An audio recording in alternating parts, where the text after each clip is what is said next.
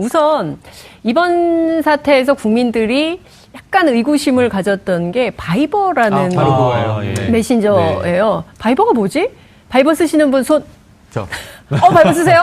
바이버 쓰세요? 많습니다. 바이버 쓰십니까? 많습니다. 바이버 쓰시는 분이 얘기 좀 해주세요. 바이버 사람은 유형이 정해져 있어요. 외국과 비즈니스를 많이 하는 사람이에요. 2009년에 스마트폰이 나오자마자 바이버를 먼저 깔았는데 여기서 안철수 전 후보가 또 의심을 받는 거죠. 그렇죠. 왜냐하면 뭐 안랩을 창업한 또 누가 봐도 벤처 CEO 그리고 이제 IT맨 그리고 외국과도 많이 통화합니다. 미국도 자주 가시고 바이버는 비즈니스 하는데 IT 비즈니스맨들이 바이버는 필수로 씁니다.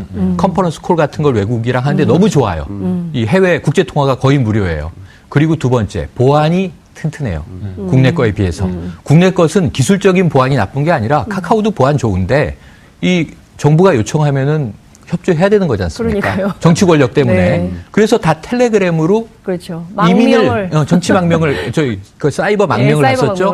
텔레그램은 러시아 과학자가 개발했지만 이제 독일로 가 있는 사람이 이제 개발한 것이고 그게 이 보안 기술의 문제보다는 보안 정책의 문제다. 카카오는 국내 업체라 정부의 압력이 취약하다. 하지만 외국 업체야 뭐 우리나라가 협조 요청을 해도 우리는 공개 못합니다 하면 끝. 바이버를 많이 써요. 그래서 제가 보기에는 정치인이 바이버를 쓸 이유는 별로 없어요. 뭐 카카오톡도 있고 굳이 보안이면 텔레그램도 있고 그런데 바이버를 쓰는 이유는 국민의당 누군가가 바이버를 쓰기 때문에. 누가 씁니까? 그와 통신을 하려면 바이버를 깔아야 되는 거예요, 앱을. 네. 그건 안철수 후보라고 저는 확신합니다, 여기서. 바이버를 국민의당에 이렇게 확산시킨 사람은 예, 이 벤처 CEO 출신인 안철수 후보의 가능성이 매우 높다. 거의 단정적으로. 저는 100%라는 말은 안 하고 90% 정도. 만약에 소송에 대비해서 하시는데요. 변호사님 옆에 계시니까 가능성이 믿고 높다라고 추정을 해봅니다. 안전하게 얘기를 해야죠. 100% 단정한다 이러면 안 돼요. 괜찮습니다. 안철수 전 대표가 바이버를 썼다라는 정도의 이야기는 뭐 전혀 왜냐면 바이버 쓰는 게 문제가 안 되니까요. 그래서 저는 바이버를 쓰고 있고 그래서 안 후보와 안 후보가 몸은 하나잖아요. 뚜벅이 유세 하고 있었던 때잖아요. 아까 말씀드린 대로 바이버를 쓴 것으로 알려진 거죠? 예, 그렇죠. 맞습니다. 그래서 당시 이제 더불어민주당 같은 경우에는 텔레그램으로 모든 선거와 관련된 자료라든가 내용을 공유를 했었고요. 그다음에 이제 국민의당 같은 경우에는 바이버를 주로 완전히 다 이용한 것은 아니었지만 안철수 당시에 이제 후보와 굉장히 좀 가깝게 연락을 소통하는 사람들은 바이버를 이제 많이 깔아서 사용을 연락을 했었다라고 그렇게 전해지고는 있습니다. 그리고 이제 이 바이버가 왜 여기서 문제가 되느냐라는 것을 좀 짚어볼 필요가 있는데요. 사실은 이 녹취록이 공개된 게 5월 5일인데 이준서 전 최고위원이 박지원 당시 이제 상임대표에게, 선거 상임대표에게 이 내용을, 이유미 씨가 제보한 그 카카오톡 캡처 화면 12장을 미리 보냈다라는 겁니다. 근데 그게 미리 보낸 게 바로 5월 1일 날짜로 보냈는데 그거를 바로 바이버라는 것을 통해서 보냈다라고 지금 이야기를 하고 있는 겁니다. 그렇다고 한다면 지금 이유미 씨와 이준서 최고위원은 카카오톡으로 뭔가 주고받은 내용을 증거로 해가지고 캡처해갖고 보냈는데 왜 이것을 캡처해가지고 보낼 때는 바이버로 보냈을까라는 게 그렇죠. 카카오톡으로 안 하고 그게 하나 문제인 거고요. 그다음에 두 번째는 박지원 전 대표 같은 경우에는 나는 관계없다라고 지금 이야기를 하면서 지금 해명을 하는 이야기가 탄핵 이후로 대선 전국으로 본인이 굉장히 공격을 받아가지고 문자 폭탄을 많이 받았기 때문에 이 휴대폰을 두 개를 들고 다니면서 하나는 비서에게 줬다. 그래서 비서에게 줬는데 비서가 나한테 안 알려줬다라고 얘기를 하고 있으면서 비서 같은 경우에는 뭐 이 내용 자체가 별로 중요한 것을 생각하지 않았다라고 해서 안 알렸다라고 지금 이야기를 하고 있는데 해명을 들어보면 좀 납득하기가 어렵습니다. 왜냐하면 문자 폭탄을 많이 보내서 비서가 이걸 가지고 있다. 뭐 거기까지는 그럴 수 있는데 지금 이 받은 문자가 그냥 문자나 카카오톡으로 막 이렇게 날라온 게 아니라 바이버를 통해서 온 거거든요. 저희가 지금 이야기해봤지만 국민들 중에 바이버 쓰는 사람도 많지 않고 텔레그램도 많지가 않습니다. 그렇다고 한다면 이 내용이 바이버로 왔다라고 하면 비서는 이걸 굉장히 중요하다라는 걸 판단할 수밖에 없었고 또 온 내용 자체가 지금 박지원 전 대표가 그 당시에 뭐 문모닝이라고 할 정도로 굉장히 강도 높게 주장을 하고 비판을 하고 있었던 상황에서 그걸 뒷받침할 수 있는 아주 강력한 증거였다라고 하는데 이것을 비서가 보고를 하지 않았다? 국민들은 좀 이 부분에 있어서 납득하기가 좀 어려울 거라고 생각이 됩니다. 근데 이 사건의 흐름을 쭉 지켜보면 말이죠. 처음에는 국민들이 충격을 받았어요. 이제 이유미 씨 자체의 1인 역할극, 핸드폰 3개 두고 했던 1인 역할극에 굉장히 놀랐지만 이게 계속 사건을 따라가다 보면 오히려 이유미 씨가 이게 도둑이 제발 저린다고 이거 빨리 좀 해결했으면 좋겠다고 생각을 했는데 오히려 당에서 이거 공개되면 우리 당 완전히 망한다. 이거 안 된다. 이걸 막은 흔적 또 나오고 있는 거 아닌가요? 막았을지 안 했을지 예, 확신할 수는 없습니다만은 네. 통상 이런 사건이 벌어지면 당사자는 도움을 요청하죠. 내가 당을 위해서 일을 했다, 혹은 뭐 어떤 특정인을 위해서 일을 했는데 검찰이 수사망을 좁혀오니 네. 이 부분을 어떻게 해결할지에 대한 도움을 달라 했는데 아마 냉정하게 판단하자면 근데 이제 와서 그걸 어떻게 도와줄 수가 있니? 너가 한 거니까 너가 책임져라. 라는 정도의 얘기를 듣지 않았을까. 근데 그걸 받아들이는 당사자 입장에서는 네. 꼬리 자르기 위해서 나에게 다 덤태기를 쓰라고 하는 것으로 인식될 수 있고 당의 입장에서는 또 상대적으로 결국 네가 조작한 물건을 가져와서 이제 와서 당에서 도움을 요청하고 그럼 당도 같이 죽자는 얘기냐 라고 하는 반응이 오고 간 것을 상대적으로 해석하면은 그렇게 약간 극단적으로 좀 나올 수 있는 부분이 아닌가 싶습니다. 네, 그렇군요. 이제 검찰 조사가 본격화될 텐데요. 김남국 변호사님 어떻게 전망하십니까?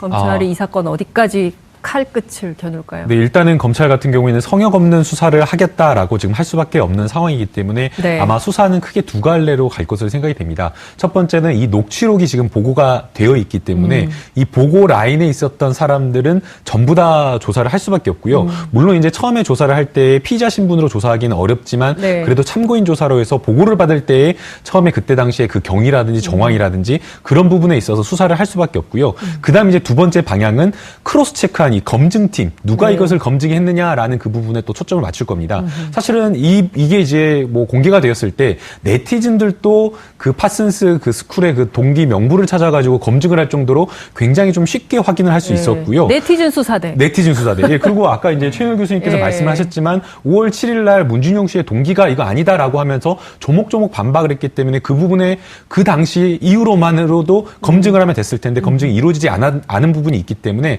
아마 네. 검찰에서는 보고 라인과 검증을 했다라고 한다면 이 검증을 어떻게 했느냐라는 네. 어떤 그 두 라인 선상에서 참고인 조사를 할 것으로 생각이 되고요. 네. 그다음 이제 세 번째는 이 녹취록을 만들 때 동생과 이렇게 그 통화를 해서 이렇게 동생의 도움을 받아서 했는데 아마 이분이 혼자 했을 때 이렇게 조작을 했다라고 하면 네. 분명히 뭔가 말을 했을 겁니다. 이거 내가 뭐 혼자 했다라고 그냥 혼자 이렇게 뭐 해서 할 수도 있겠지만 네. 뭐 당과 관련된 내용을 조금이라도 뭔가 이야기를 했을 수가 있기 때문에 지금 뭐 1차 조사는 끝났다라고 이야기가 되고 있는데 네. 아마도 이 녹취록을 실제 녹취한 데 협조한 그 공범을 불러다가 이유미 씨한테 어떻게 부탁을 받고 구체적으로 뭘 했느냐 그리고 혼자 했느냐라는 어떤 그런 부분에 좀 초점을 맞춰 수사를 할 것으로 생각이 됩니다. 검찰 포토라인에 안철수 전 후보, 박지원 의원 설까요, 안 설까요?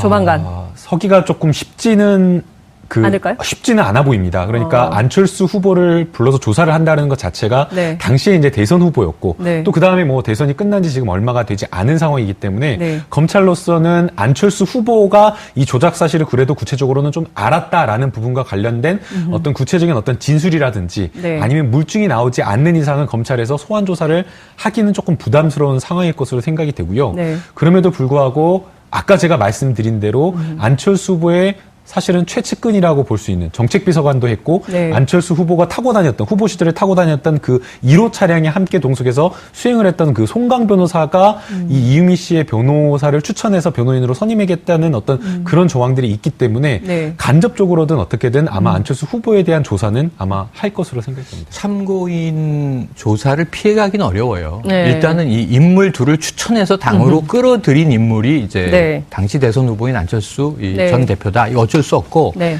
박지원 전 대표도 거의 유력하다라고 봅니다. 저는 왜 그러냐 하면 자 5월 1일 날 바이버로 보냈는데 그 폰이 뭐 없어서 내가 못 봤어요. 비서한테 가 있었어요. 네. 위치 추적해보라고 얘기하셨습니다.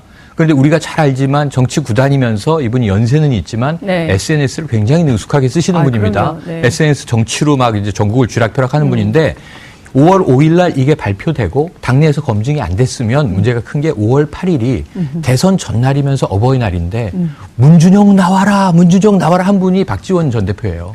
5월 8일 날 왜 여기에 이렇게 집착하고 올인을 하셨을까요? 이 당 전체가 그랬어요. 이 당 전체가 국민의당. 그랬지만 네. 그중에서 특히 앞장서서 이제 메가폰을 드셨던 분이죠. 그래서 그렇죠. 이런 부분에 대해서는 허위 사실을 유포한 매개자가 돼버렸습니까? 네. 어떻게 조사를 피해가실 수가 있겠어요? 그렇군요. 지금 종합을 해보면 박지원 의원 그리고 안철수 전 후보 검찰의 참고인 조사는 피하기 어려울 것 같다는 분석을 해주셨습니다.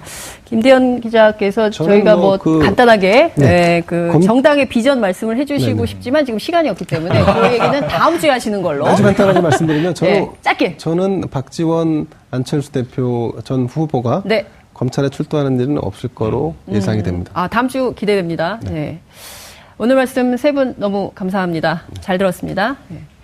지금까지 문재인 대통령의 첫 번째 한미 정상회담의 의미와 과제 그리고 또 국민의당의 증거 조작 사건의 의혹들을 짚어봤습니다. 여러분들은 좀 어떻게 보셨습니까? 판단은 역시 시청자 여러분 현명한 시민의 몫입니다. 현명한 시민을 위한 시사 토크쇼 정봉주의 품격시대 여기서 마무리하도록 하겠습니다. 고맙습니다. 이야기가 탄핵 이후로 대선 전국으로 본인이 굉장히 공격을 받아가지고 문자 폭탄을 많이 받았기 때문에 이 휴대폰을 두 개를 들고 다니면서 하나는 비서에게 줬다. 그래서 비서에게 줬는데 비서가 나한테 안 알려줬다라고 얘기를 하고 있으면서 비서 같은 경우에는 뭐 이 내용 자체가 별로 중요한 것을 생각하지 않았다라고 해서 안 알렸다라고 지금 이야기를 하고 있는데 해명을 들어보면 좀 납득하기가 어렵습니다. 왜냐하면 문자 폭탄을 많이 보내서 비서가 이걸 가지고 있다. 거기까지는 그럴 수 있는데 지금 이 온 받은 문자가 그냥 문자나 카카오톡으로 막 이렇게 날라온 게 아니라 바이버를 통해서 온 거거든요. 저희가 지금 이야기해봤지만 국민들 중에 바이버 쓰는 사람도 많지 않고 텔레그램도 많지가 않습니다. 그렇다고 한다면 이 내용이 바이버로 왔다라고 하면 비서는 이걸 굉장히 중요하다라는 걸 판단할 수밖에 없었고 또 온 내용 자체가 지금 박지원 전 대표가 그 당시에 문모닝이라고 할 정도로 굉장히 강도 높게 주장을 하고 비판을 하고 있었던 상황에서 그걸 뒷받침할 수 있는 아주 강력한 증거였다라고 하는데 이것을 비서가 보고를 하지 않았다? 국민들은 좀 이 부분에 있어서 납득하기가 좀 어려울 거라고 생각이 됩니다. 근데 이 사건의 흐름을 쭉 지켜보면 말이죠.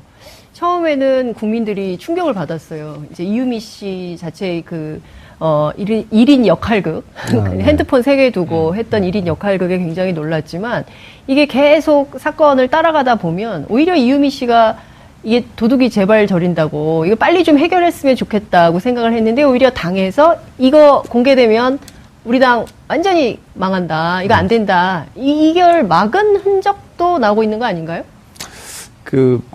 막았을지 안 했지 확신할 수는 없습니다만은 통상 이런 사건이 벌어지면 당사자는 도움을 요청하죠. 내가 당을 위해서 일을 했다. 혹은 어떤 특정인을 위해서 일을 했는데 검찰이 수사망을 좁혀오니 이 부분을 어떻게 해결할지에 대한 도움을 달라 했는데 아마 냉정하게 판단하자면 근데 이제 와서 그걸 어떻게 도와줄 수가 있니? 너가 한 거니까 너가 책임져라. 라는 정도의 얘기를 듣지 않았을까. 근데 그걸 받아들이는 당사자 입장에서는 꼬리 자르기 위해서 나에게 다 덤태기를 쓰라고 하는 것으로 인식될 수 있고 당의 입장에서는 또 상대적으로 결국 네가 조작한 물건을 가져와서 이제 와서 당에서 도움을 요청하고 그럼 당도 같이 죽자는 얘기냐? 라고 하는 반응이 오고 간 것을 상대적으로 해석하고 보안 기술의 문제보다는 보안 정책의 문제다. 카카오는 국내 업체라 정부의 압력이 취약하다. 하지만 외국 업체야 우리나라가 협조 요청을 해도 우리는 공개 못합니다 하면 끝. 바이버를 많이 써요. 그래서 제가 보기에는 정치인이 바이버를 쓸 이유는 별로 없어요. 카카오톡도 있고 굳이 보안이면 텔레그램도 있고 그런데 바이버를 쓰는 이유는 국민의당 누군가가 바이버를 쓰기 때문에. 누가 씁니까? 그와 통신을 하려면 바이버를 깔아야 되는 거예요, 앱을. 그건 안철수 후보라고 저는 확신합니다, 여기서. 바이버를 국민의당에 이렇게 확산시킨 사람은 이 벤처 CEO 출신인 안철수 후보의 가능성이 매우 높다. 거의 단정적으로. 저는 100%라는 말은 안 하고 90% 정도. 만약에 소송에 대비해서 하시는데요. 변호사님 옆에 계시니까 가능성이 높다라고 추정을 해봅니다. 안전하게 얘기를 해야죠. 100% 단정한다 이러면 안 돼요. 괜찮습니다.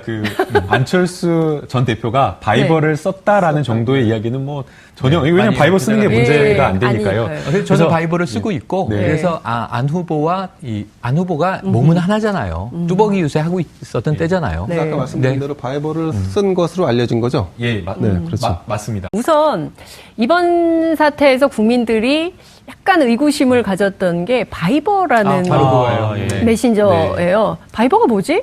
바이버 쓰시는 분 손. 바이버 쓰세요? 바이버 쓰세요? 바이버 쓰십니까? 많습니다. 바이버 쓰시는 분이 얘기 좀 해주세요. 바이버 사람은 유형이 정해져 있어요. 외국과 비즈니스를 많이 하는 사람이에요. 2009년에 스마트폰이 나오자마자 바이버를 먼저 깔았는데 여기서 안철수 전 후보가 또 의심을 받는 거죠. 그렇죠. 왜냐하면 안랩을 창업한 또 누가 봐도 벤처 CEO 그리고 이제 IT맨 그런 외국과도 많이 통화합니다. 미국도 자주 가시고 바이버는 비즈니스 하는데 IT 비즈니스맨들이 바이버는 필수로 씁니다.